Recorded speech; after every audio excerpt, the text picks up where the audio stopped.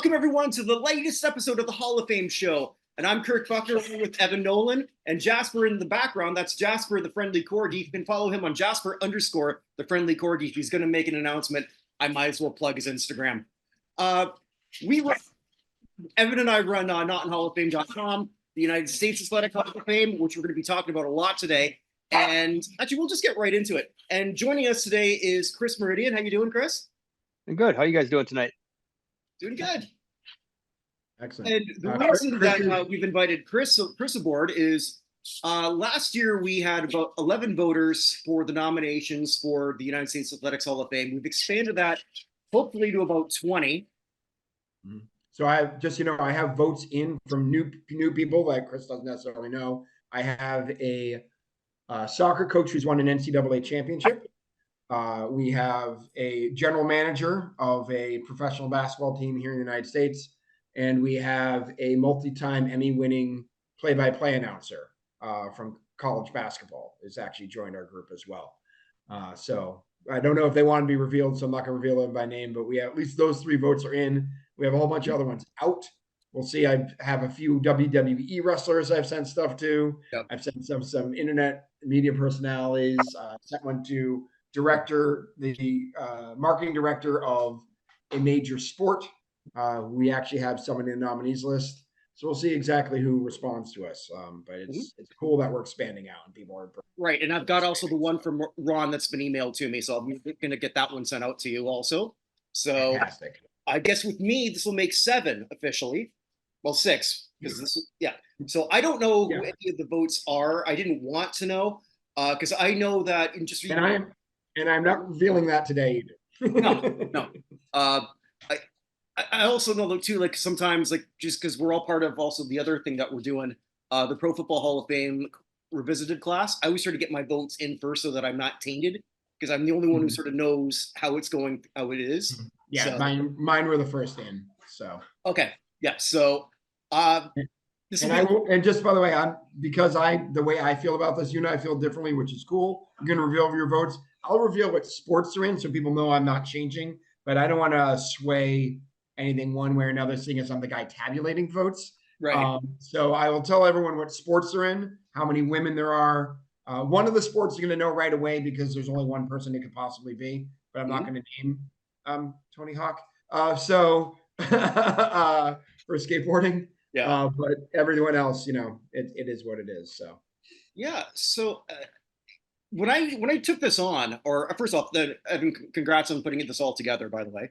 That was, a phenomenal job. But I looked at this a little more strategically than I thought I would. I decided I was going to limit myself in certain sports. So even though I might have had some people ahead in my top 25, I didn't include them. Mm-hmm.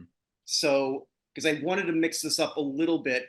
Also, too, I was sort of more hesitant in some sports that haven't gotten any representation yet, and adding to that. Swimming and came to mind. Also golf too. Well, no, not golf. Sorry, swimming and tennis, which did not do particularly well.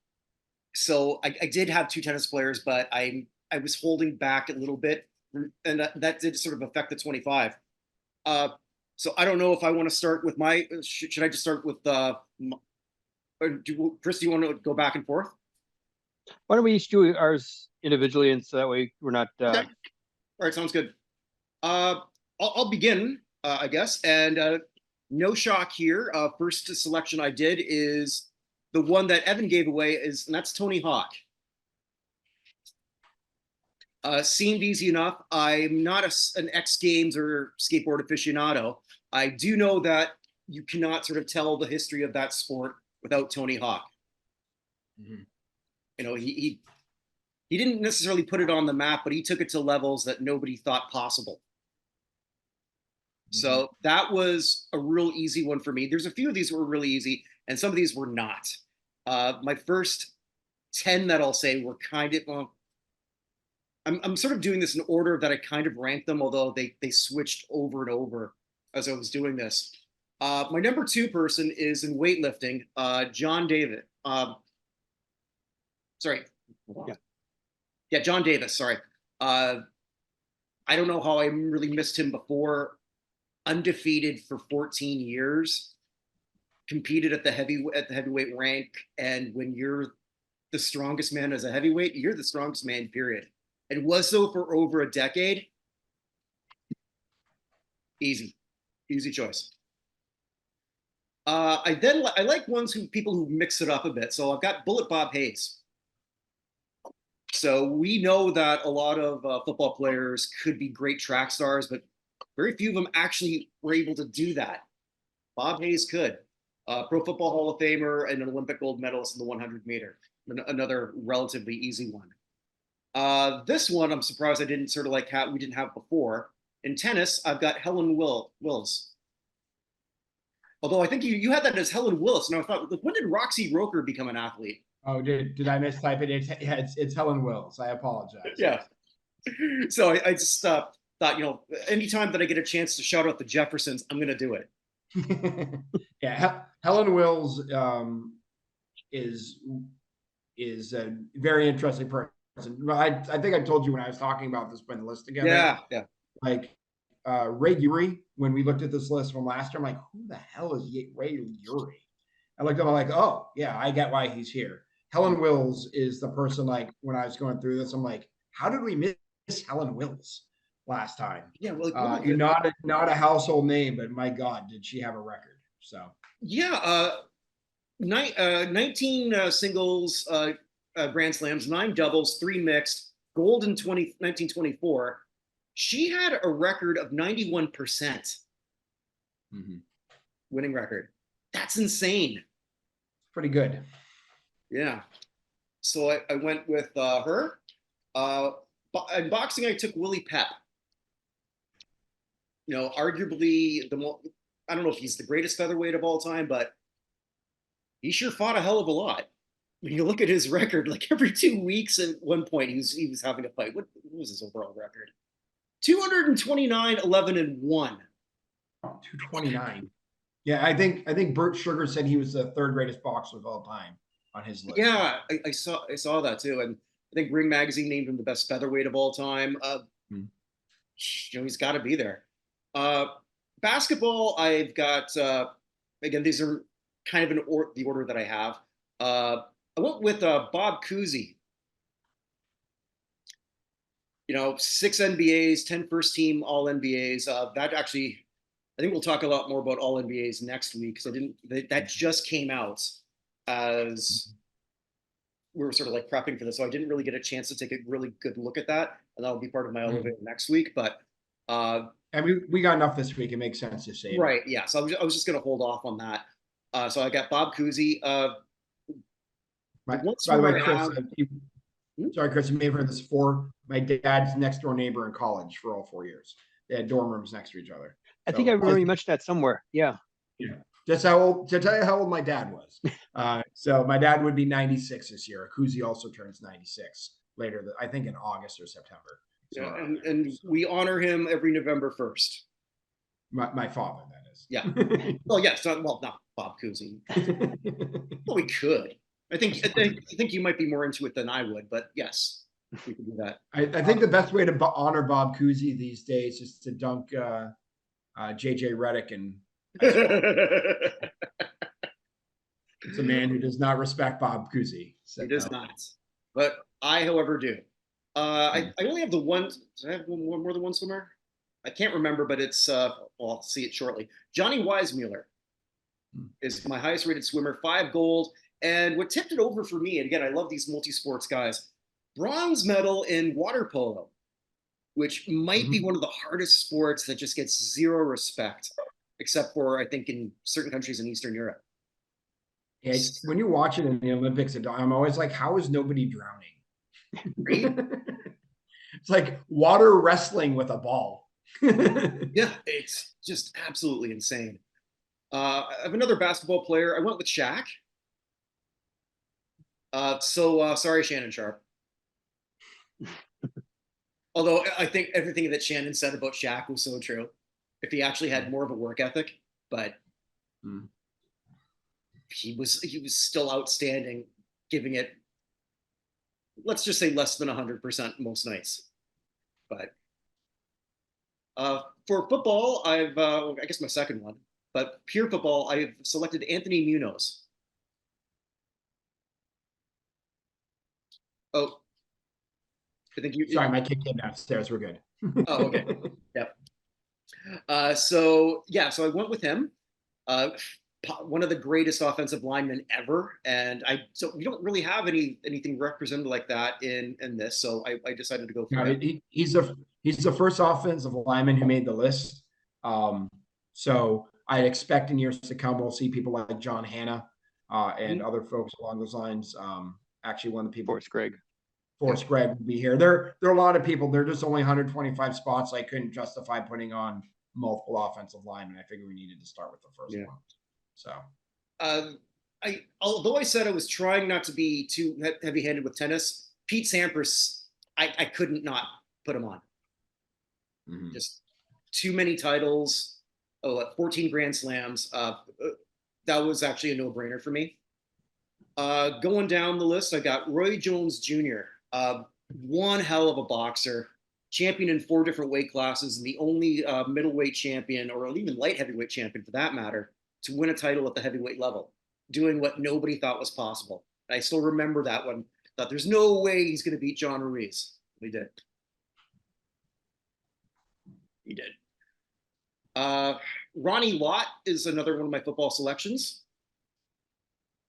One of the greatest defensive backs ever. And sticking with your Celtics, despite the shirt I'm wearing, John Havlicek, I selected. Cool. I mean, not despite the shirt. Your shirt is just a fake out. It actually is a Celtic football club, not Celtics. Oh, yes. So. I went with, also sticking in basketball, George Mikan. Best big man of the 50s, multi-time champion, multi-time first team all NBA. And when I was researching this, I couldn't believe that he was sort of ashamed for being tall. Like, really? This gay. As I've often said, I wish it was a baller. I wish it was taller. That was written about George Mikan. It was amazing. Oh, okay. No, there you go. My wife actually used to work with his great niece, actually, back in Boston, Maura Mikan. So, anyway. I assume you're sort of writing this down as we're going. Oh, yeah, I'm writing it down as we go. Okay, cool. All right. So I have women for the next 4. I went with Mia Hamm. For my money, I don't know if you'd agree with that or not, the greatest women's soccer player of all time. She's certainly in the argument if she's not. So. Yeah. So I only went with one spot because we still have Abby Wambach. No, not Abby Wambach. Sorry, who did we have that was left over from last? Oh, Michelle Akers. Michelle Akers, thank you. So Julie Foudy almost made my cut, but I decided I'm just going to play the odds and go with her. I think more people might go that route. I don't know. Fair enough. I went with 2 WNBA players next, Cheryl Swoops and Lisa Leslie. Okay. I almost went for Cheryl Miller, but and it's not her fault. She didn't have the pro accomplishments because that wasn't available to her. I mean, it was, but on a level that, frankly, not a whole lot of people saw. And she was hurt relatively early, so in her pro career, so she didn't accomplish that much. But that's not to take anything away from her. But I just thought the overall resume of Swoops and Leslie eclipsed them. I also took Cami Granado. The most important. I'm not. That's the least surprising name you've said so far to me. For you. Really? Okay, I didn't know that was surprising. Did I say that I would before? I must have. Yeah. I think we've talked about it multiple times. People who are eligible, and Cami Granado has always been high on your list. So. Yeah. Well, justifiably the first woman, along with Angela James, to be in the actual Hockey Hall of Fame, in the United States Hockey Hall of Fame. She was actually. They were ahead of the curve because they put her in before the Hockey Hall did. So, and that was something they took great pride in. So I've got her also. I went with Kirk Corrali in volleyball, also because he's a volleyball legend and he sort of helped pioneer everything for beach volleyball. So won it on every way that you could. We don't have a volleyball player nominated yet, and I think that this is a great place to start. I finally got a baseball player. I got Grover Cleveland Alexander. Yep. 3 World Series, 5 ERA titles, 6 strikeout titles, 378 wins.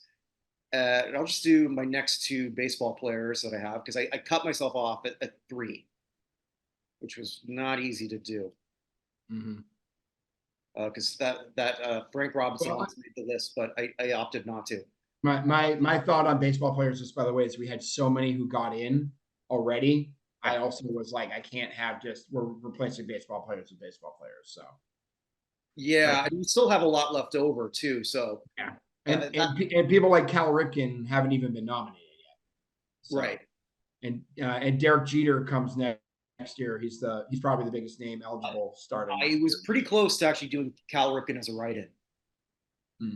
But I've only gotten a couple of write-ins. If all you guys are voting, feel free to give me write-ins. The soccer coach gave me a male and female lacrosse player that he thought were worthwhile, and I don't have any lacrosse people, which is very useful. So I appreciated that. Okay, yeah, shoot those names over, then maybe we can consider that, for the ballot next year. That'd be pretty cool. Well, I assume you're gonna probably do that again. Yeah, we'll have all the stuff. I'll send it out to everybody when we're done. Sounds good. My second baseball player is Eddie Collins. 6 World Series rings, lifetime batting average of 333, 3,330 hits. One of the greatest players in the 1910s. Yeah, and according to Baseball Reference, the second baseman of all time. Yeah. So. And I went sort of new school with Greg Maddux. I think it's safe to say this will be the last player to ever get 350 wins. So good, so long, and was in a rare thing with the Gold Glove, earned all of them. This guy was the greatest defensive pitcher maybe that ever lived. And because he was so good, he got to sort of play defense a lot. Not Jim Cott. No, Jim Cott did not deserve a few of them. And especially in the last few years, they're just writing them in, and he had he was like pitching like 70 innings. And he had what, 14 Gold Gloves, something like that. Yeah, it was just like they're just letting the bat boy fill those out. And I've got a couple more here. So in auto racing, I went with Jeff Gordon. That's my only racer. I know we haven't, and again, it was sort of like the same idea. We haven't got an auto racer to push through. I think that's more your thing, Chris, because I know you're a bigger auto racing guy than Evan and I are.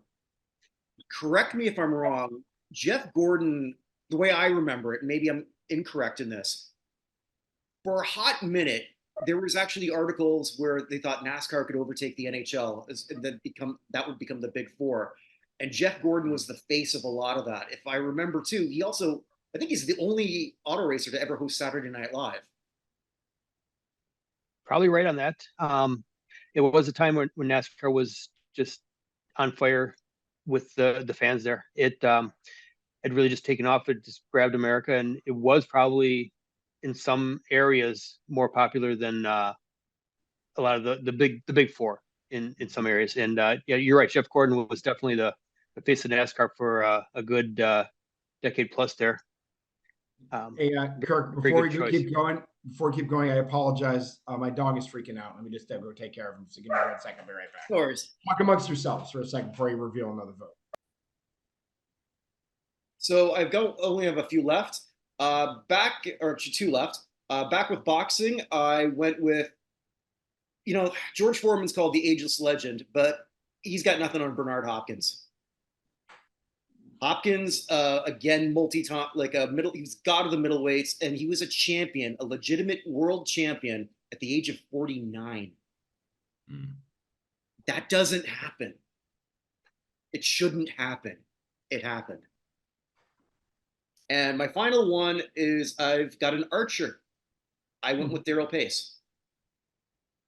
Greatest American archer of all time, 2 gold, 6 Pan American championships, or gold medals. Hey, my tally machine says that's 25. So good job. Yeah, I can count up to 25. So just so you know, I'm not going to reveal anything, but I will say 1, 2, 3, 4, 5, 6. 6 of the people you voted for, you're the first person to vote for. Oh, really? Through 6 names, yeah. So the others, at least one other person's voted for. But that's what I love about this, because I don't think any of your names were bad. They were all legitimate names. But yeah, so that means, so now let me just update this, do a quick thing. So that means at this point, Because you told me before that even when you got the fourth one, then there was already nobody unanimous. Yeah, there's nobody unanimous at this point. When I got to 4 people, we're out of unanimous. We had 3, there were only 3 of them. Right now, through six votes, we only have 2 people who have 5 of 6. So, and at this point now, we have at least 79 of the 125 have at least 1 vote. Okay. So, pretty good. I like stats, Chris. I can't help myself. I love and to quote Weird Al Yankovic, they call me the king of the spreadsheets. Got them all printed out on my bed sheets. So, so anyway, Excellent. please, Yeah. save us from my Weird Al impression. No, it's all good. All good. Let's see if I can add to that in any way, shape, or form here. So yeah, this was quite the challenge for me. I didn't really know what to expect being a first-time voter. Got the list, kind of looked through it, and was like, didn't see anybody that I was like, well, there's no way I could vote for this person. A lot of names I had to look up, and once I did, it's like, well, yeah, they need to be there. So I lost count of how many different times I came up with 25 and different versions of 25, and finally last night I just sat down and was like, we're gonna get this done tonight. So I appreciate my list here. We both appreciate the effort, so thank you, Chris. Oh yeah, it was fun. It was challenging, but it was a lot of fun. So the way I have my list here is how they appeared on the actual ballot. So kind of oldest to youngest. Yeah. By the way, did you like the ballot that way? Yeah, I guess I liked it better that way than they grouped by sport. I think that might have been the other way I could have seen it done, but kind of oldest to newest, youngest worked for me, because I one of the things I did try to do was not just get stuck in the modern era. Mm-hmm. You know, I tried to look back at some of the older athletes and give them a fair shake here. So yeah, that was the reason I did it that way. I didn't want to do alphabetical because you're like, oh, these great people are great, and you get to the S's, you're like, oh crap, I'm out of votes. yeah. But I also didn't want to do by sport the same reason. So I figured by age, from who's the first? I can't remember who the first one was. I think Eddie Collins was the first one. Eddie Collins is the oldest. Rebecca Lobo was the youngest on this list. So all right, continue, Chris. Yeah. So, all right, I'll kick it off here. Starting with baseball with Christy Mathewson. Kind of went back and forth between Mathewson and Alexander, and just finally, I don't want to say it was a coin flip, but it was just really, you couldn't go wrong either way. So just went with Mathewson. Next up is Carl Osborne, the shooting champion from way back when. Ex-military sharpshooter, and somebody that I had never heard of before this project. So looked at his resume and was just kind of kept coming back to him, and he just kind of seemed to make his way onto every version of my 25. So third is Paul Costello, another new name for me. Rowing, I believe, is probably the greatest rower in American history. Yeah. Again, just somebody that I learned about through this project and was just so impressed by what they accomplished and couldn't leave them off. Yep. Next up is a more familiar name, Jimmy Fox. Again, back to baseball. I know there was, I think, 8 elected last year. So the voters seem to gravitate towards baseball. Just when he played, he was just one of the dominant players of his era. Again, trying to stick with a mix of older and modern. So he just kind of fit in there. Next up is Frank Brimsek, the goaltender from the Boston Bruins. I think, at this point here, you can kind of look back and say he's the greatest American-born goaltender that's played in the NHL. Yeah. And really, The only other real competition is Mike Richter, who is also on this Richter. list. Yeah. It's Grimsek, Richter. You pick the order, but those are definitely the top two. Sure. And Grimsek is just not somebody that gets a lot of attention for when he played.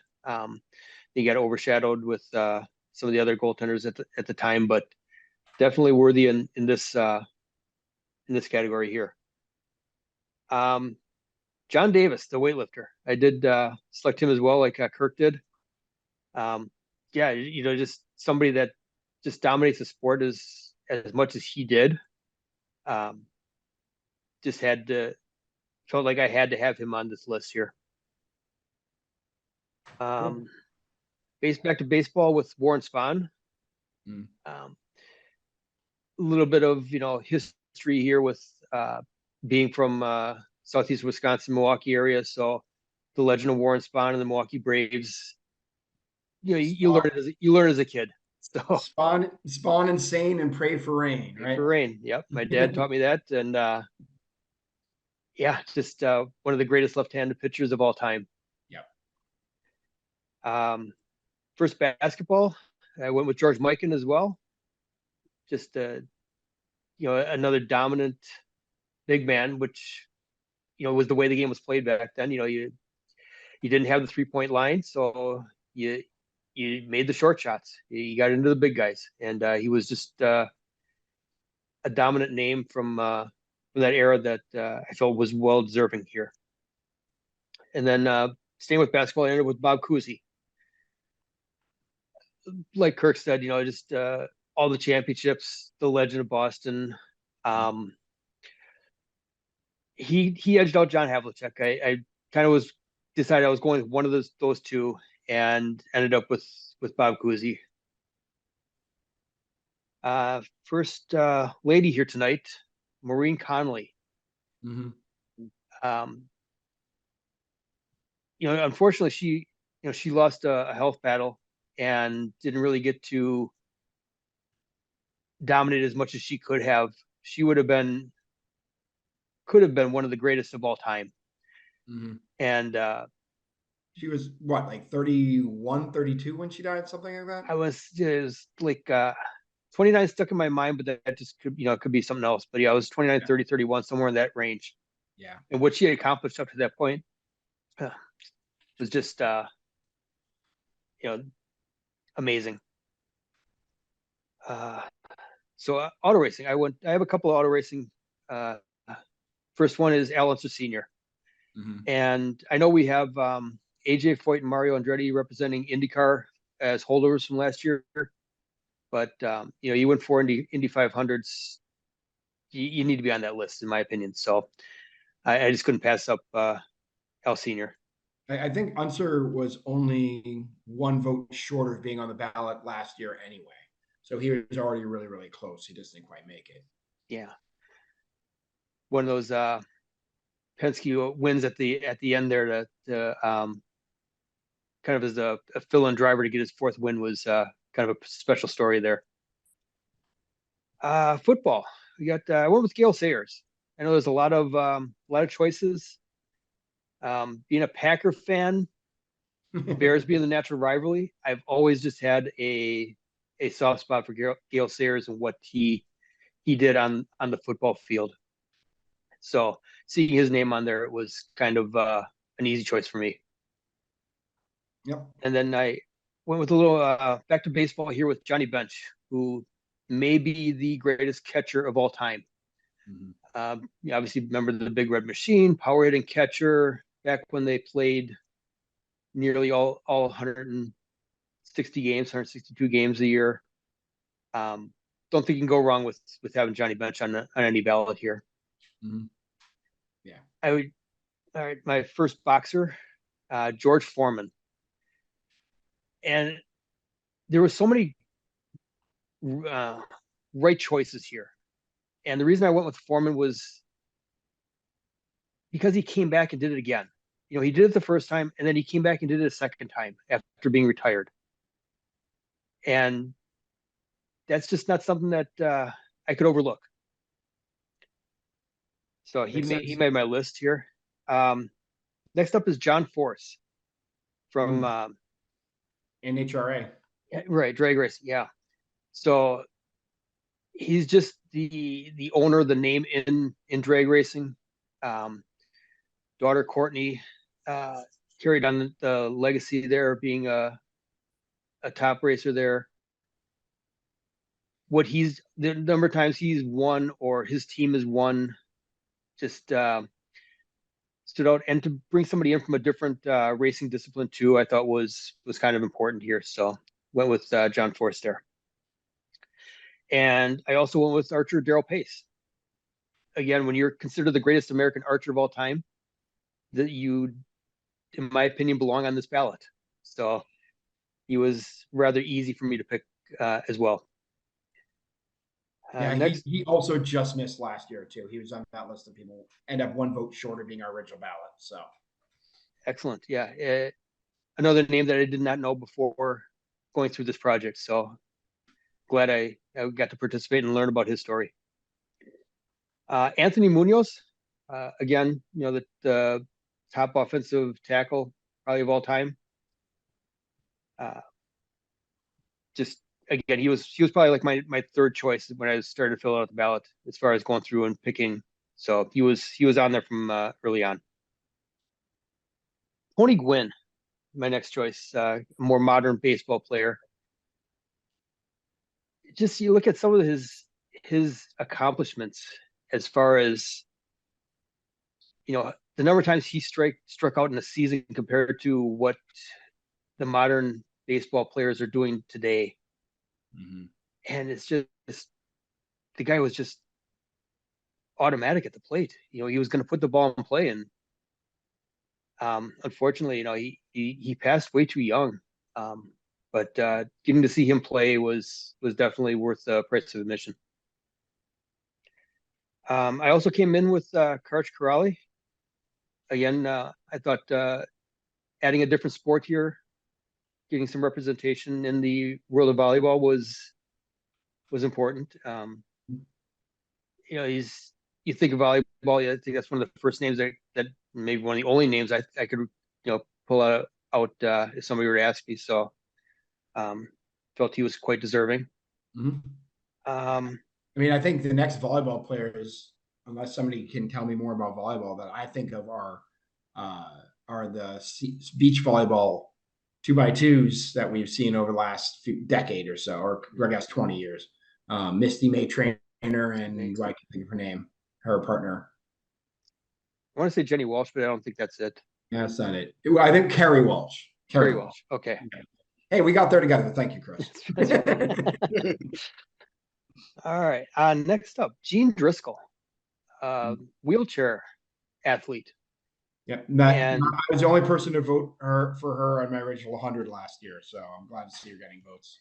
Yeah, and again, had heard of her before because of where I live. Being in Southeast Wisconsin here, she's from Milwaukee, so her stories were on the news. So it was a name that was familiar, and I felt was more than deserving. Yeah, I knew her from the Boston Marathon. Of course, growing up in the Boston area, Jean Driscoll was winning marathon after marathon after marathon when I was a kid. So, yeah. So we got wheelchair racing, technically the first person who's not fully abled on this list. So excellent. Yeah. Next up, Brett Favre. First 3-time NFL MVP. Personal favorite. He's my favorite Packer, and I know his name has not been thought of fondly recently, but I know there's also no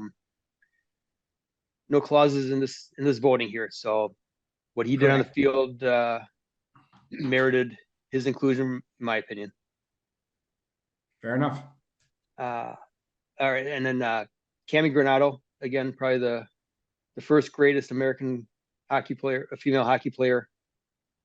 Got to meet her when she was doing broadcasting out in LA one time, and got a picture. So that was a a nice moment to get to meet somebody as accomplished as she was. Cool. And I also did go with Jeff Gordon as well. Like we were talking when Kirk brought him up, the face of NASCAR for so many years. The Rainbow Warrior out there in the 24, Brickyard 400 champion, NASCAR champion. Just pretty much everybody knows. You ask him. You mention his name, they're gonna know who he was. They've heard of Jeff Gordon. Mm-hmm. So yeah, I thought he was well deserving here. And last two are female swimmers here. I went with Janet Evans and Jenny Thompson. So both of them obviously well decorated Olympic swimmers. Couldn't have one without the other, in my opinion, just because of how much they both dominated, how many goals they brought home for America in the Olympics. And so those are my 25. Great list. I have no disagreements with any of them, of course. You've added 6 more people who had never gotten a vote before. You added, including one of those names who, again, I'm not giving away, but one of those names, some of those names are like, oh, maybe I haven't heard that person, whatever. One of those names I've been shocked hasn't gotten any votes. You're the first one to give it to him. So Awesome. And after that, by the way, the 2 people who had 5 of 6 now have 5 of 7. So just goes to show you how this thing changes. It's very, very interesting. Every time I get more info, I'm like, it's interesting how everybody thinks of things. So we now have 5 athletes who've gotten 5 out of 7 votes. 1, 2, 3, 4, 5, 6, 7. 1, 2, 3, 4, 5, 6, 7 who've gotten 4 out of 7. And 11 who have 3 out of 7. So it just gives you so we only have, what is that, 8 and 13 or 12 who've gotten a half of the votes at least, even, which is kind of crazy. So yeah, so just overall for my list, I gave one away because there's only one. There's only one skateboarder on my list. I actually have 3 auto racers on my list.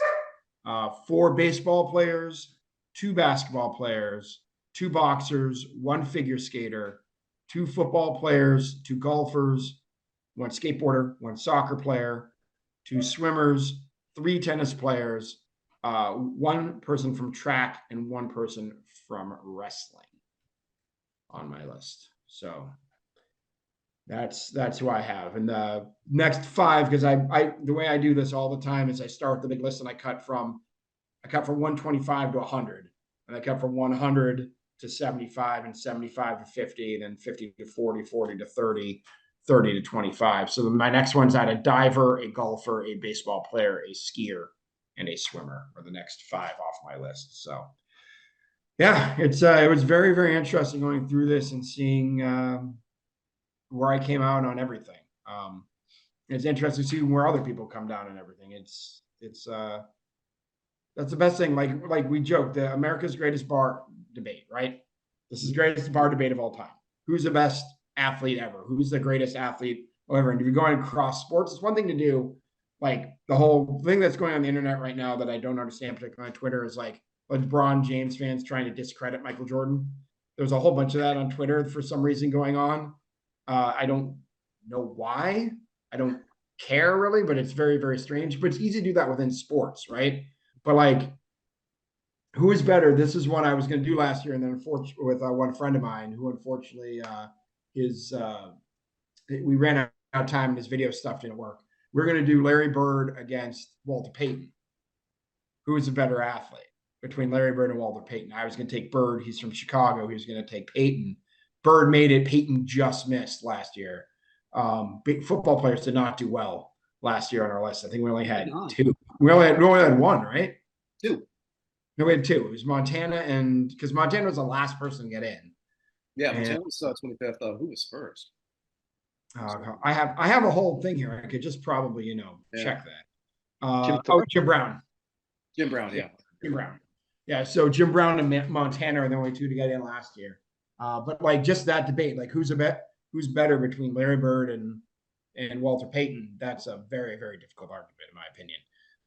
Even though I was supporting Bird, I could honestly see the Payton argument as well. So, who was I guess, Evan, you can't answer that yet. But who was the hardest one for you to keep out, Chris? Oh, that's a great question. Like Bruce Baumgartner was right there at the end, and I did kind of go back and forth between Johnny Bench and Mike Schmidt too at the end. Johnny Bench was one of my last ads, and kind of going between the two of them, and yeah, I'd say it probably those two. Bruce Baumgartner and Mike Schmidt were probably my two first outs, if you want to say it that way.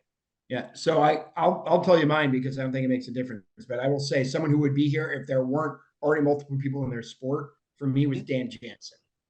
So Dan Jansen, we already had our speed skaters did really, really well last year. Bonnie Blair and Eric Hayden both finished in the top. Yeah. Both finished in the top 40 last year, which is very impressive for speed skating.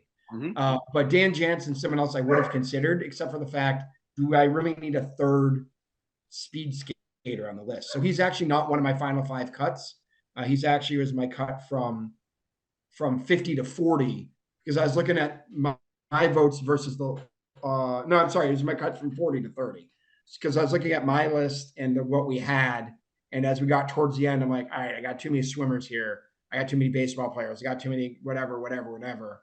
And that actually did factor in to what I was doing. I was trying to make sure I wasn't like I'll say the last baseball player I cut was Frank Robinson, who I think 100% deserves to be on it. But I already had 4 other baseball players. Yeah. I couldn't have a. So.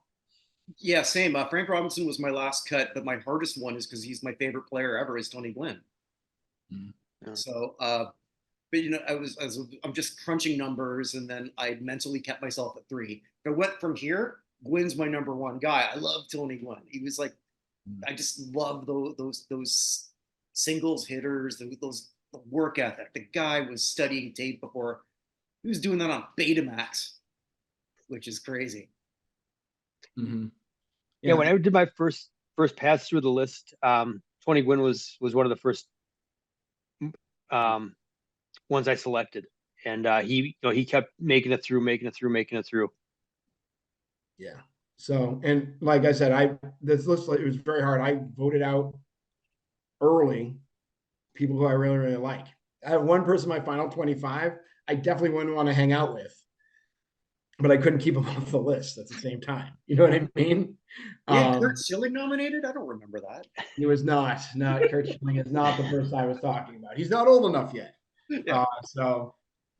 And just by the way, for anyone wondering, I did look for who was eligible next year coming up, and the biggest names available are Dale Earnhardt Jr.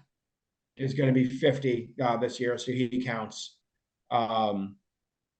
Derek Jeter for baseball. There isn't anyone in basketball unless you're really a big fan of Ben or Rasheed Wallace, I suppose. Dave Mira from BMX. From football, we have a few Hall of Famers. So Jonathan Ogden, Ty Law is here. Someone we talk about a lot in Simeon Rice is here. Jason Taylor. From skateboarding, we have Rob Deerdick, who's a fairly big name there. And then swimming, someone who I accidentally had on the list this year, but I realized I was off. Gary Hall Jr.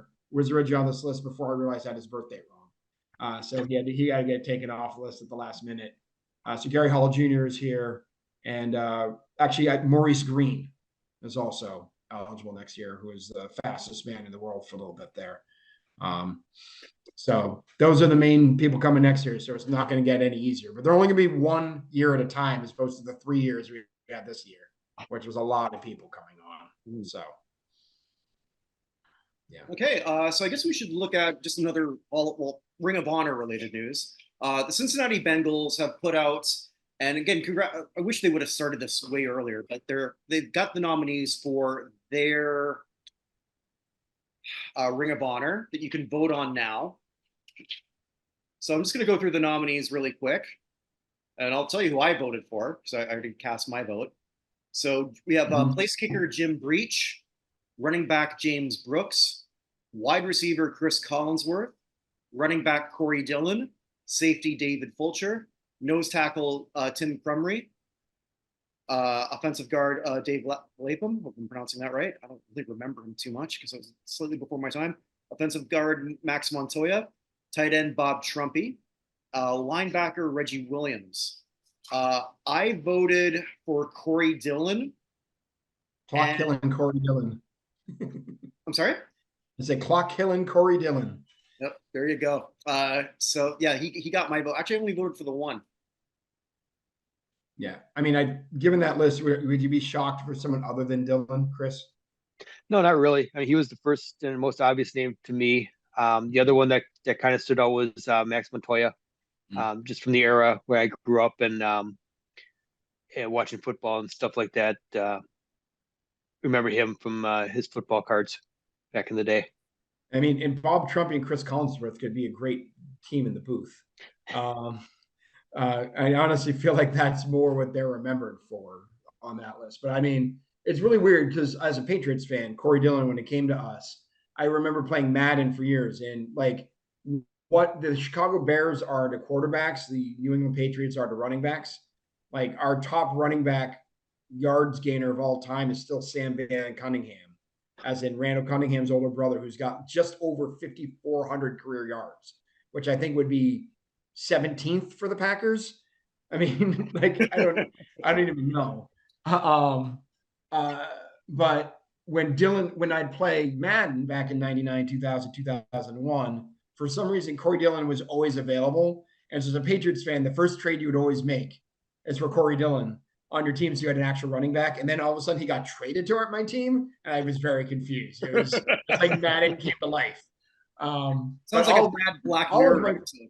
Yeah. All of my friends though, in like Madden 2000, 2001, whatever, would trade for Corey Dillon instantaneously because he was always available for like a second and a fourth. So yeah, it was cool.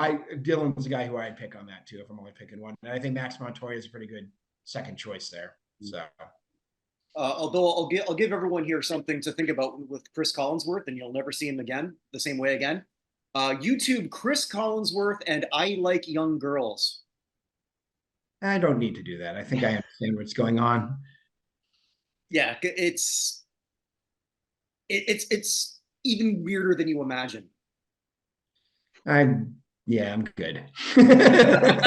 Take your word for it. Yeah. I feel like the name speaks for itself. One other thing we should bring up, we did have a number that's going to be retired in the NFL. So the Washington Commanders knee the Washington football team, knee the Washington Redskins. I don't think the Commanders are going to last very long, by the way. I think they're probably going to change that name coming up here with the new ownership coming in. But they have decided to retire the number of Darrell Green. And they actually had Green read out the announcement himself without him knowing that he was reading the announcement. So you can go on, there's something on YouTube and watch Darrell Green break down reading an announcement of his own number retirement, which he was not expecting. That's more wholesome, I think. Until you've seen the video, maybe it's not. We're good. Evan, should we get into some of the people that we lost? Yeah, well, just one more thing just to bring up, because we do this every year. We always think that the two best runs team Hall of Fames are the St. Louis Cardinals and the New England Patriots. The Patriots, much like I anticipated, are not going to have a fan vote this year. They're just going to retire put in the Hall of Fame and retire the number of Tom Brady on the 12th. So on 6/12 of 24, so 6 championships for number 12. They're doing a special retirement ceremony for him. They're just not going to do anyone else. Why do it? Can they do it in the form of a roast? I don't know if his family can handle that. That roast was awesome, by the way, except for Ben Affleck. Ben Affleck was awful. Yeah. But like, not the first time that sentence has been uttered, huh? Yeah. Except for Ben Affleck, he was awful. Well, it was almost like he didn't prepare. He's like, here, I'll just talk about this. And then that didn't go over well, and he didn't have any other material. But yeah, some of that stuff was amazing. And he ruined even Geely. Yeah, well, that's true. That was, and that's hard to do because that was ruined ahead of time. He somehow made it worse. But yeah, I just want to point that out because usually around this time they make the announcement. It's actually usually mid-April, and then you find out mid-May. But they just decide not to do it this year with Brady. So just throwing that out there. All right, folks, we lost. So give me a second here. We got to make that small. All right, so I'm going to start with the Beige Mistress was quiet this week, so Hungarians all over the world can sleep safely. An interesting person I want to bring up, the highest scoring flying ace in World War II, Bud Anderson, passed away at the age of 102. He was the last of the not only the greatest, but the last of the flying aces from World War II. He is a member of the National Aviation Hall of Fame, International Air and Space Hall of Fame, and the San Diego Air and Space Museum. But yeah, he living to 102 is kind of crazy for that. So, but he was promoted to major at only the age of 22, which is very, very, very, very young. And he not only was in World War II, but he also was a fighter squadron and wing commander in Vietnam. So he went all that way later. About 102 years old for Bud Anderson. Did he fight in which theater? The Atlantic or Pacific? I just closed. I'm pretty sure it's the Pacific. Okay. But I just closed it, so I apologize. No, good. From the world of movies, someone else who passed away at a ripe old age, Roger Corman died at the age of 98. Probably best known as the greatest director of B movies, and not movie like the B movie, but B movies, the ones that Mystery Science Theater 3000 would make fun of. He did the original Little Shop of Horrors, The Intruder, Wild Angels, Battle Beyond the Stars, my personal favorite. There you go. Is when he died, actually, we had an interview going with Jack Nicholson. And Nicholson found out about her in the whole thing and broke down crying about how much Roger Corman had done for his career. But if you go on his Wikipedia page, it's essentially a novel. He passed away at the age of 98. So also St. Valentine's Day Massacre, the original one, which was it reminds me. Here's one of my award-winning impressions from Battle Beyond the Stars. Robert Vaughn. Okay, Ted, remember you put master impressionist here. Okay, Robert Vaughn.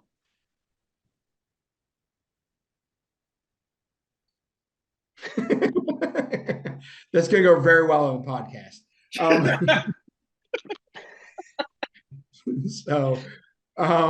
Nailed it.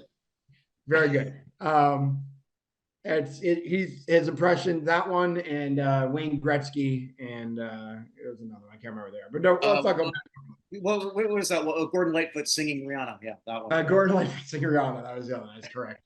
Also passing away, one of the greatest film producers of all time, Fred Roos. Only produced The Conversation, Godfather Part 2, Apocalypse Now, The Outsiders, Rumblefish, Cotton Club, Godfather Part 3, which he probably should apologize for. And a whole bunch of other things. Casting director for The Godfather, American Graffiti, Five Easy Pieces. One of the greatest producers in the history of Hollywood. Passed away at the age of 90. From still in Hollywood, a bunch of my favorite character actors passed away, including Dabney Coleman. Do you remember Dabney Coleman? Good at playing and he's usually the really annoying guy in comedies. Like he was the boss in 9 to 5. But he was 92 years old, went to VMI, UT Austin, was in the Towering Inferno, on Golden Pond, War Games. He was the Doctor in War Games. Yeah, just watched that the other week, a couple weeks ago. I'm sorry? Just watched War Games a couple weeks ago. Oh, nice. He was Chief Quimby in the Inspector Gadget movie when that one came out. But yeah, one of those great character actors. He passed away at the age of 92. Another one of my favorite character actors, one of the great mobsters and everything of all time, Richard Ferrongi passed away.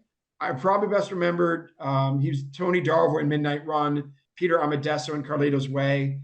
But I always think of him as Arnold Pletchner from Repo Man, with the quote, "You're effing right, I'm Pletchner, Arnold Pletchner, 3 times decorated in 2 world wars. It's killing people while you're still swimming around your father's balls, you little scumbag. I worked 5 years in a slaughterhouse and 10 years as a prison guard in Attica." There's one of my favorite, like, random, who the hell is this guy monologues in movie history. But yeah, I loved Richard Ferrongi. He was in, again, everything. Serpico, Ghostbusters 2, Fatal Instinct, The Jerk. Just all over the place. Once upon a time in America, where he played Fartface from that movie. But just one of my favorite mobster heavies in movie history. He passed away at the age of 86. Also passed away at the age of 77, Susan Blacklinney. Now, I told Chris who this person was. You know who Susie Blacklinney was? No idea. She is best known for her work as Chrissy Watkins in Jaws, the girl who gets eaten at the very beginning of the film. So Steven Spielberg was casting for that, and he put out ads saying that they might need some nude work done. So I think he just had a whole bunch of women send nudes into him. And she wrote on the back of hers, "Any other actress you're going to use for this, you're going to have to get a double under the water." She was a champion swimmer. It's like, I can do this whole stunt myself. And so she got killed. She didn't have to be that good. She died. True, but she was there when what you saw. There were actually 10 ropes for guys, divers underwater. 10 people pulling her right, 10 people pulling her left randomly, which is why it looked like she was going back and forth, and she had no idea what was going on. And then later they recorded her audio by having her in front of a microphone and pouring water down her throat.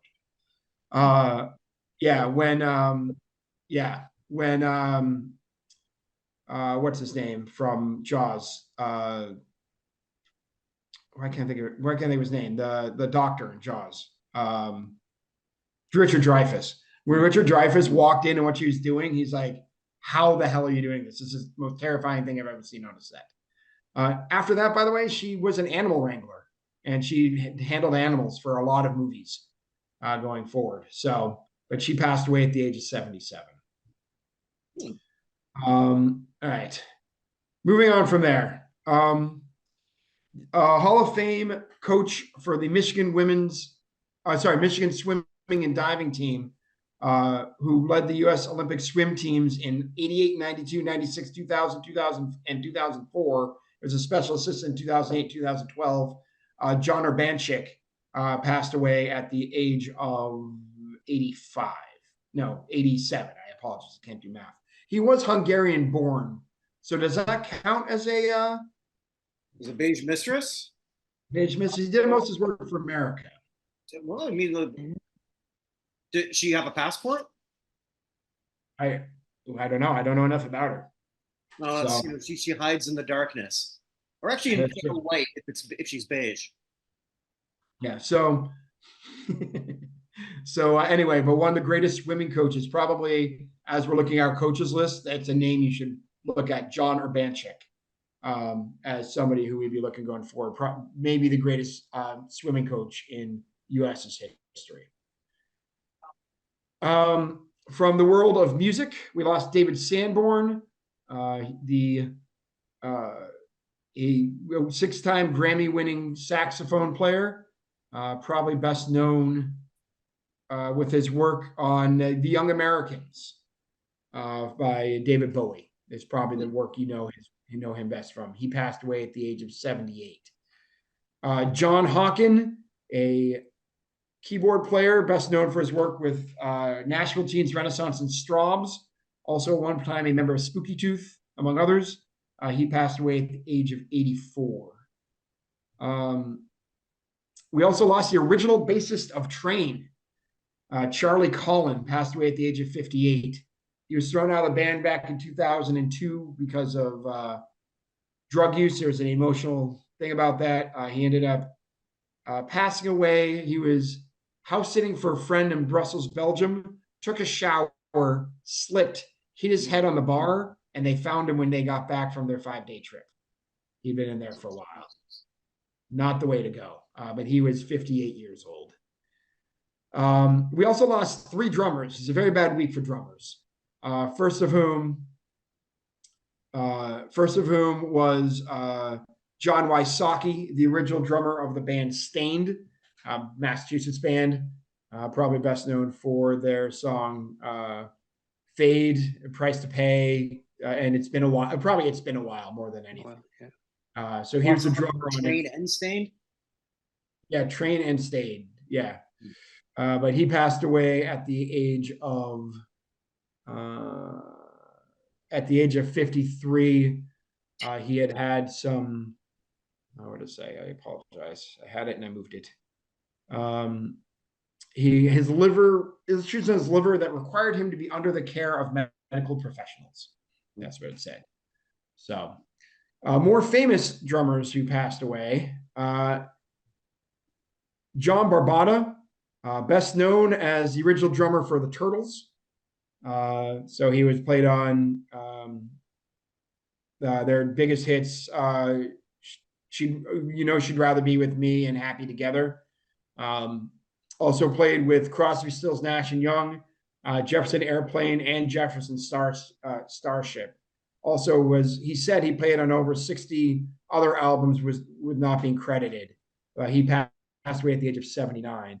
And probably most important for what we do here, Dennis Thompson passed away also at the age of 75, the last living original member of MC5, who just got inducted into the Rock and Roll Hall of Fame. He died of a heart attack. So he's the final surviving member of the band now. So they're all gone. Presumably, I'm sorry? he was in good enough health that he could have gone. Yeah. Accepted Yeah. So he was the only one. Also played with New Order, among others, but he passed away, as I said, at the age of 75. New Order? I didn't know that. Yeah. So he was there for, I guess, for one album. Also passing away, for the rest of these are all from sports. I'll start with Barry Axelrod, the agent. One of those people whose names I've heard for a very long time. Agent for Jake Peavy, Jeff Bagwell, Craig Biggio, Rick Sutcliffe, Mark Grace, Wally Joyner, Michelle Kwan, and his former roommate from college, Mark Harmon, among others. He passed away at the age of 77. Also passing away, the 2004 Executive of the Year in the NFL, A.J. Smith, who was a scout for many, many years at Giants, Patriots, Oilers, Chargers, and Bills. Ended up becoming the Chargers general manager from 2003 through 2012. He passed away at the age of 75. From wrestling, this is you. Do you know who Bad Bones was? John Klinger? No. Okay. Well, he passed away at the age of 40. I always pick him out because I don't know any of these people. I want to make sure I don't miss somebody I'm supposed to. From hockey, we lost one of the remaining members of the 1967 Toronto Maple Leafs, Ron Ellis. He passed away at the age of 79. Do you have something to say about him? I checked after he passed away because I knew he was going to come up to see how many surviving Leafs there are left from the 67 championship. Should have wrote them all down, but there's only 6 left. So yeah, only 6. I mean, not real good player, like one of those blue guys. I mean, like he was not going to be a superstar, but the Leafs held on to him his entire career, which is all you need to know. Yeah, 4-time All-Star. Remember that 67 championship team. Ace Bailey, the Hall of Famer, actually loved him so much he told the Leafs to unretire his number so that Ellis could wear it. And Ellis switched from number 8 to number 6, and it was retired for both of them actually after Ellis retired. So he passed away, as I said, at the age of 79. Also passing away, member of the 1980 U.S. winning hockey team, Mark Wells, passed away at the age of 66. Drafted by the Canadiens in 1977, the 176th overall pick. Played 2 years of professional hockey, never made the NHL. Played for the Nova Scotia Voyageurs, the Flint Generals, New Haven Nighthawks, Fort Wayne Comets, and Oklahoma City Stars before deciding to hang it up. But he was only 66. It doesn't say what he passed from. But we're losing those guys now too, which is scary. From a name that probably the name that surprised me most, because this person has been a peer of mine and famous for as long as I can remember. One of the few people who I knew, an athlete who was famous as a kid. Sean Burroughs passed away at the age of only 43. He was famous as a kid because he won 2 Little League World Series as one of the best players when he's 2 years younger than me? No, not even, a year and a half younger than me. He also won a gold medal with the U.S. Olympic team in 2000 in Sydney. Played for the Padres, Devil Rays, Diamondbacks, and Twins from 2002 through 2012. But dropped his kid off at baseball practice, walked back to his car and had a heart attack, and fell in between 2 cars and wasn't found right away. From what I'm seeing, it looks like had someone seen him, he might have been able to have been saved, but he fell between 2 large vehicles and people were just driving by without noticing him. But he was only 43 years old, which is way too freaking young, as we all know. I remember one of those Little League World Series because he stood out. He was a stocky kid. Yeah. Yeah, and if I remember correctly too, he's the son of former MVP Jeff Burroughs. He is the son of former MVP Jeff Burroughs. Is correct. He was the 9th pick in the 1998 baseball draft. The people in front of him, Pat Burrell, Mark Mulder, J.D. Drew, Austin Kearns, Felipe Lopez, and a few others. But right behind him, Carlos Pena, Adam Everett, Jeff Weaver. So, but yeah, he passed away, as I said, at only 43. The last 3 are from football. The ones, I guess, technically football and wrestling. Bob Brugers passed away at the age of 80, a linebacker who played for the Dolphins and Chargers from 66 to 71, and then retired and became a professional wrestler named Wahoo McDaniel. Wahoo McDaniel introduced him. I apologize. Yeah, I was going to say, no, Wahoo died a long time ago. Yeah, I apologize. Yes. Yeah. I misread what I had here. But yeah, he ended up becoming a professional wrestler afterwards. He passed away at the age of 80.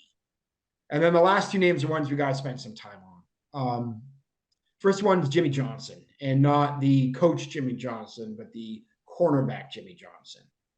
I'll let you guys take over from here. You have any Jimmy Johnson things you'd like to talk about? What I understand, one hell of a player on some mediocre Niners teams. I mean, the Niners they haven't always been good, but they've been good a lot more than they've been bad in my lifetime. But that wasn't always the case. Correct me if I'm wrong. That's Rafer's brother, is it not? Rafer Johnson, I believe he is. Yes. Yeah. So I mean, one hell of a set of accomplished brothers there, right? What won the Olympic decathlon in 1960, and then the other one Pro Football Hall of Famer. Yeah, Rafer Johnson's on our other list still. He was one of our original nominees. So. But yeah, he was the 13th oldest Hall of Famer when he passed away. Jim Otto was the other one, who was the 11th oldest. I was going to ask you that because I know you keep a tab on that. Yeah, so he both born in 1938. Jim Otto, actually, my birthday in 38. So he was 41 years older than me. But Jim Otto, the first ever draft pick of the Raiders. Center, on AFL champion in 67, 9-time first team All AFL, first team All Pro in the NFL in 70, second team in 72, 9-time All-Star, 3-time Pro Bowler, member of the NFL's 100th anniversary team and the AFL's all-time team. That's pretty good. Yeah, Mr. Raider. By the way, I'm sorry. Yeah, Mr. Raider, absolutely. I'm sure Wayne would have a lot to say about Wayne Mabry. Yeah, I was thinking about that too. Yeah. By the way, I didn't give this for Johnson. Johnson was the four-time first team All Pro, four-time second team All Pro, five-time Pro Bowler, George Halas Award winner. Remember the 70s All-Decade Team. Remember the 49ers Hall of Fame, and his number 37 is retired. So he was elected to the Pro Football Hall of Fame back in 1994. Jim Otto was elected to the Pro Football Hall of Fame in hold on. It's first year of eligibility. First year of eligibility in 1980. 80, okay. By the way, Jim Otto's granddaughter is one of the greatest Iditarod people at the moment, Amanda Otto. Interesting. Okay. So there you go. That is everybody I have on my list for the week. Do we want to do your good, bad, and ugly, or just the elevator, or just hold that for a week?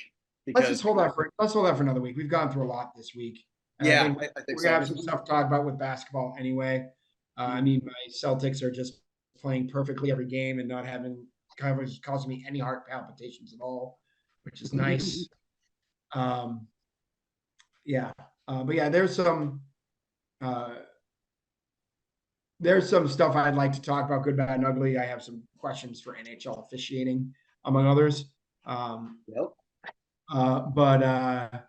let's save that for next week.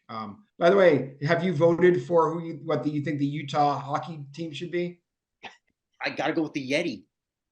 I mean, the Yeti's the correct answer, right? Although I do like the idea of the powder, just because that's obviously a cocaine reference. And there are still, from what I understand, a lot of people writing in the minors, just so we can have a minors predators matchup in the NFL. That apparently is happening. I made a joke about it, a month ago? And apparently that is actually happening, because they do have a comment section. It's most common, hey, what about the minors? But the Yeti is the correct answer. Although Colorado has the footprint, the Yeti footprint on their uniform. So it kind of seems like. Well, just the battle of the mythical creatures between the Yeti and the Kraken. I mean, it sells itself. I mean, no matter what the name is, it will have more to do with Utah than the Jazz does. So. I don't know. I wonder if we're going to get like a comment, like, someone will actually say, actually, really, the best cocaine isn't in Miami. It's really in Salt Lake. Yeah, salt is just another word for it out there. Right. So. Go ahead. Yeah, I agree. Yeti, out of all those choices, this just seems like the one that just stands out as the obvious choice. So I kind of hope that's what they end up with, but who knows out there? I mean, honestly, they should just go with the Hornets, because that was the whole thing, because it's the Beehive State, right? Mm-hmm. So at some point I was like, they should just trade the Hornets and the Jazz name, because when it used to be the New Orleans Hornets. Just trade the Hornets name to Utah and the Jazz name back to New Orleans, and everyone would be happy. There you go. But they didn't do that. So we still have the Jazz in the least jazziest state in the Union. Well, like you have the Lakers in the one of the driest states out there too. So that is also true. Yeah, that is also true. I know all Lakers fans will tell me it's just named after all those lakes there that are full of tar. So, right. Yeah. But well, Utah's got that history of, I never understood when it was Real Salt Lake. Again, sort of like tipping the hat to the great Hispanic population of Salt Lake City. Well, to be fair though, Real Madrid owns that team. I didn't know that. It still sucks. It does suck. I'm not disagreeing with you. But there was a time when the MLS was trying to expand by getting European teams to do stuff, and other teams. That's why we had Chivas USA for a while before they were the last team to go out. But some of them are just tied in with teams overseas, and that's one of them. Sporting Kansas City is another one, because I used to be the Kansas City Wizards. And then Sporting from Spain got involved. So that's why that one's there. I know we're kind of wrapping this up, but there's a question I've been meaning to ask you there, Evan, because you're the soccer guy. So I spend way too much time on X. Thankfully, I don't post a lot of stupid shit. And then I'm seeing Lance Armstrong trending, and I think, what the hell is this about? and then it's all in relation to Man City winning their 4th in a row. Oh yeah. What am I missing? So right. So here's what's going on. Okay. So this season, Everton has been deducted points for financial mismanagement. Mhm. They were deducted 10 points. They managed to stay up. Nottingham Forest was deducted 4 points for mismanagement. They may have stayed up. Actually, I think Nottingham Forest went from 4 to 3. I think on appeal they got a point back or something, right? Then Nottingham Forest's was for like 2 pieces of irregularity. My team, Leicester City, just got promoted back up to the Premier League next year. They're facing some financial irregularity stuff too, and they say they may be deducted points when they get up there as well for not turning in their books on time. The books were supposed to be in on like I was going to ask, financial, like March 31st, and they didn't get submitted until the middle of April. So they may be hiding something, right? Man City has 114 irregularities that they're looking into. 114. And it's been under investigation now. And Chelsea's got like 86 of them. So those are the 2 teams that have a lot of stuff going on. But they like Nottingham Forest's investigation took like 3 weeks. And then they were things. There have been over a year and a half now that Man City's been investigated into. And if Nottingham Forest is a 4-point deduction originally, and Everton's was a 10-point deduction, Man City's may, if they do on the scale and it's everything is proven, Man City may end up in like the Northern League, like in tier 5. That's how much the deduction could be. Holy shit. But here's the problem with that.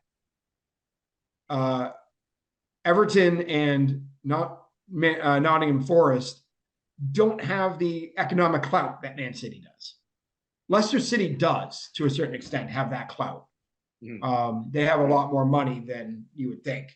And they've actually won a championship, which neither Everton, well, in the Premier League, neither Everton nor Nottingham Forest never come close. Everton is Everton. Any Everton fan will tell you they're the toughest team in all of Premier League to root for. You gotta, anytime you meet an Everton fan, your first response should just be give them a hug. Because they have been through a lot. They seem to be the Iron Mike Sharp of soccer. Oh, nice reference. Thank you. They get on TV all the time, get maybe a win here and there, but mostly lose, but do enough to stay on the roster. Yeah, there are only 7 teams now that haven't been deducted, have never left, or 7 or 6.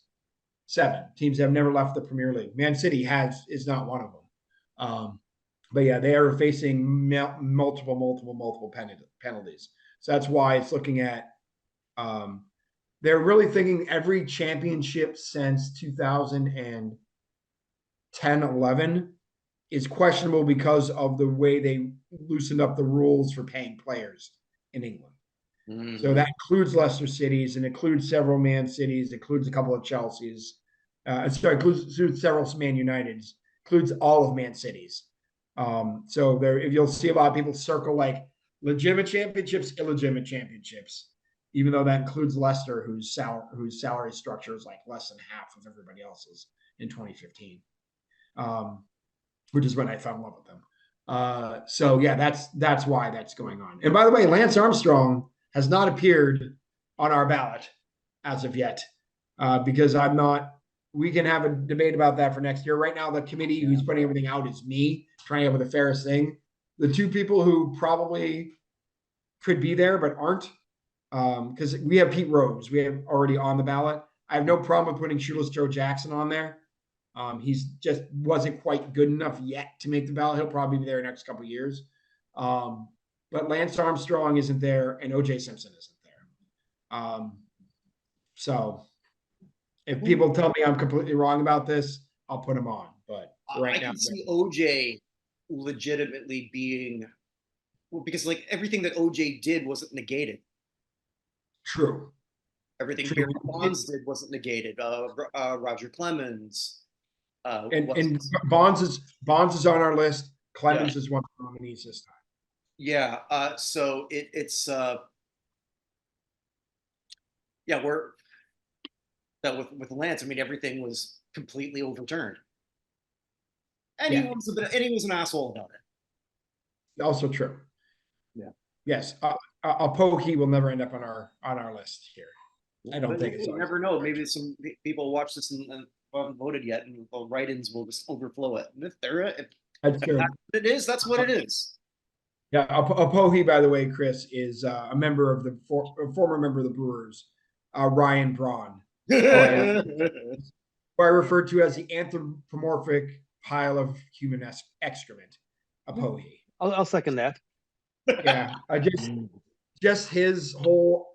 It's one thing to deny it and not get caught. It's the other thing to try and ruin the life of the dude who was just carrying the urine from one place to another. Yeah. Like his job isn't bad enough. Yeah. Right. Like just trying to destroy that man's life was just above and beyond for me.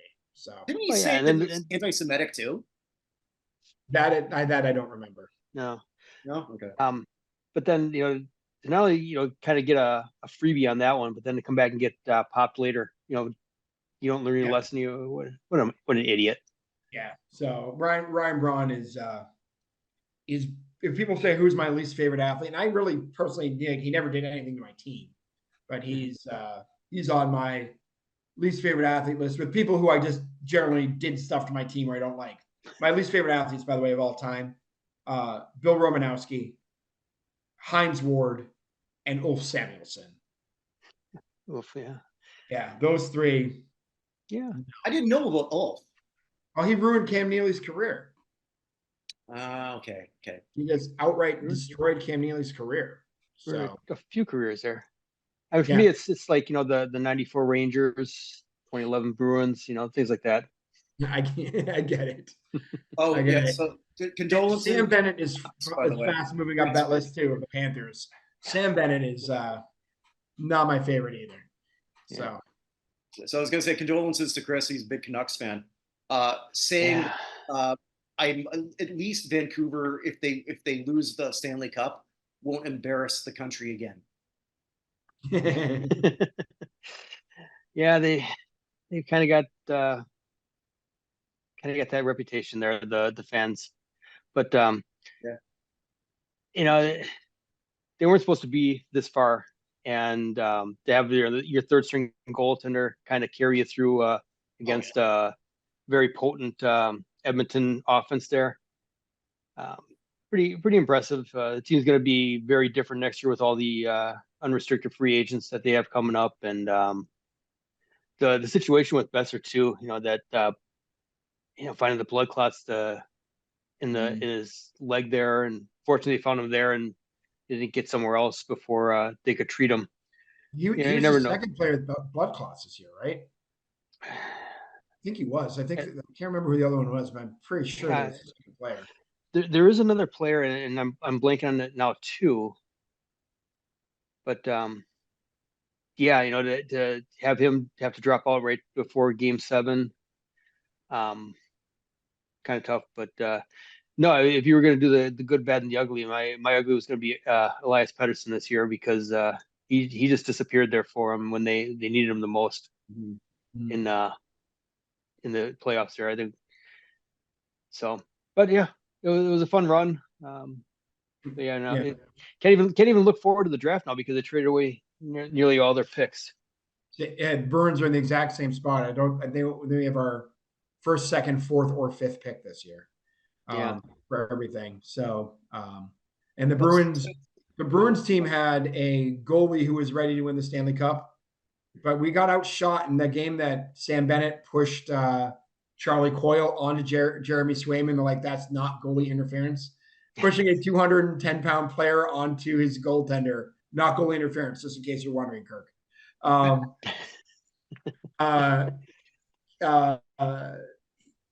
Swayman was ready, but that game that we lost 3-2, we got outshot 48-19. Like the Bruins were just not ready to keep up with Swayman. Swayman with an average Bruin teams in front of him, Bruins may still be playing. That dude was absolutely incredible for every game that he won. He won all 6 games Bruins won. He was a net, and he was absolutely on fire, and the rest of the team just was not ready to support him. So. Yeah, if I were to do an elevator down right now, it'd be Valerie Nichushkin. Yeah. God damn. You can do that next week. or maybe when we do that for the month, right? End of month thing. Yeah. That's a lot of hockey talk for this, man. What's going on? Where's the WNBA and soccer? We already talk soccer. We need WNBA stuff. I nominated 2 women from the WNBA. That is true. And to be fair, the WNBA game negated ESPN's pregame show for Game 7 of the Canucks and Oilers. Mhm. There was no pregame show because they were showing WNBA. They didn't even show it on an alternate channel. I was actually watching that, yeah, too. They've got the star they need. I hate the hatred that she's getting within her own league, but It's kind of dumb. pay us more money. Well, here's the way that you can make this happen. No, not that way. Oh, rising tides are supposed to lift all boats, right? That's the idea. There's so much I can go with that, and I won't. So check out all the other things that we do here in the Buchnerverse. Chris is a regular contributor now, where we do our monthly elevator shows, sort of tagging on to what Evan and I do weekly. But sometimes I don't really have a whole lot. And then you think about it more. And then sometimes I duplicate. And sometimes there's just so many things that you think of more and then on a different angle. There's the great show that Vinny does for us, Vinny Lospinoso, where he makes Hall of Fame cases. We're looking at a couple more new ideas in the future. And you can also see all these shows on millions.co, where I have a channel now. Millions.co, check that out, under Not in Hall of Fame. Sort of the cameo for athletes and me.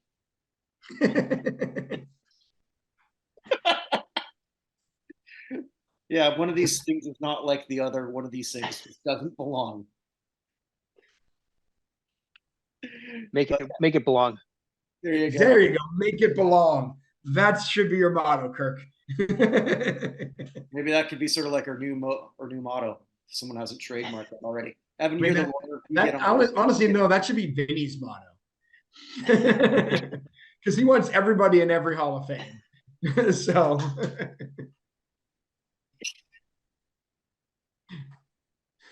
how upset was he at our pro football thing this week? Because we only elected one person. You didn't say anything. Interesting. I figured he said something in private. He just didn't want to upset anybody. Not at all. Interesting. Okay. Yep. Cool. So with that, I'll do my regular close. Wherever you are, wherever you may be, make today count because it never comes again. Take care. Take care, everybody. Right.